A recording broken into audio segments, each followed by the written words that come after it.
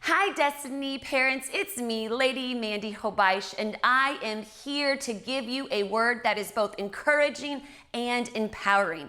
I know that we're in interesting times, to say the least, but I want you to know that I am proud of you. Parents, in the last couple months, you have taken on so many different roles. Not only are you mom, dad, grandma, and grandpa, and provider, caretaker, chef, now you're teacher, mathematician, reading specialist, scientist, technology specialist. I guarantee at the end of all this, all of us are going to go up a whole different level with our technology skills. I want you to know I'm proud of you. It takes a lot. You are front line for your child's educational journey, and I want you to know you're doing an amazing job. Listen, parents, I know that we just kind of got word from our school districts. Our students most likely are not going back to school for the rest of this year. And so I know that dynamic is going to continue, and we're going to have to still do homeschool in our households. And so I wanted to give you a few tips that could empower you and help you survive the last couple weeks of this school year. So tip number 1, create a schedule.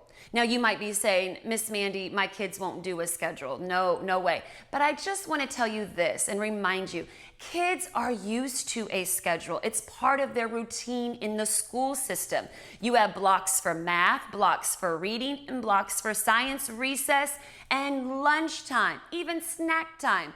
So a schedule is something that they are already accustomed to.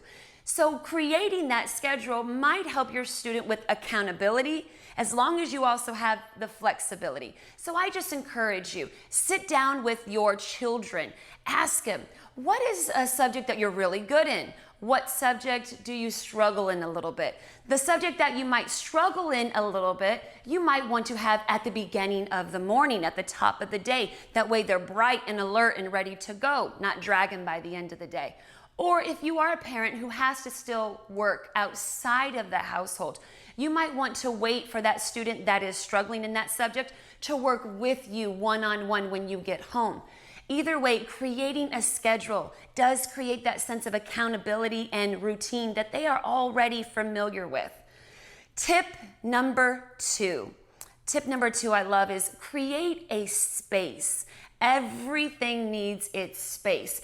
The whole classroom dynamic has changed since you and I have gone to school. So the classroom dynamic now is set up in centers. So students are used to moving from math center to technology center to a reading center. There's constant movement for their location with their subject. So if you create a space for maybe math, I don't know, maybe have math in your dining room. That's where your student will do their math work. And then give them another opportunity or location to do their reading.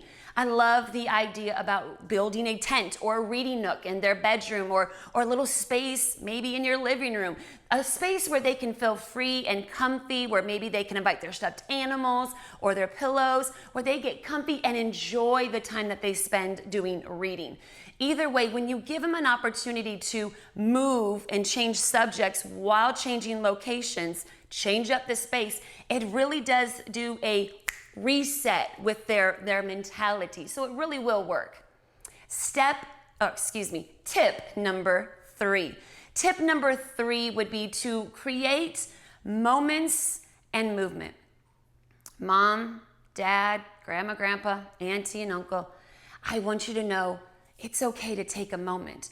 You and I need our moments. So if you need to bust open a Snickers bar and go back to your bedroom and eat it just so you don't hear, Mom, Dad, Granny, I need help, I need this, you need a break. Take your moment.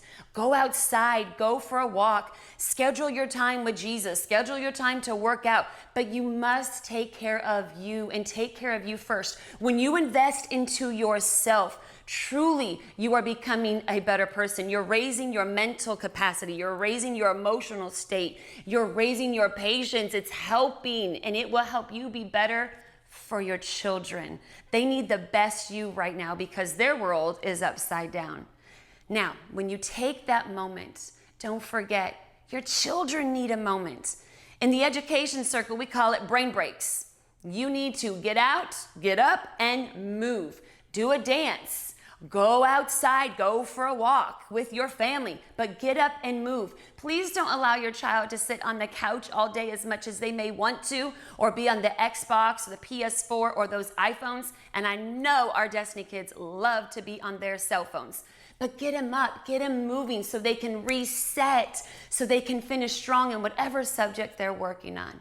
And finally, tip number 4, create memories. Friends, we have never been in a time like we are now.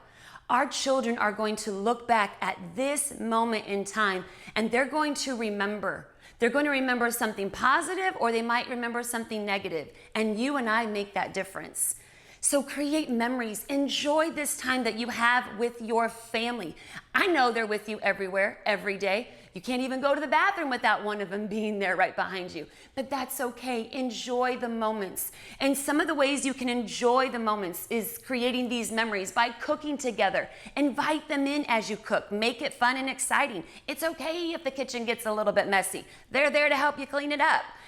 Play games. I know in my house we love to play games, and one of our favorite games is Pictionary. Now, we're not all the best artists. I can master a stick figure perfectly, but Pastor Jay, creating something called a frog that should be green now has this image of big cheeks and little ears that looks more like a dog rather than a frog, Pastor Jay, but it's okay. We had so much fun trying to guess what it was.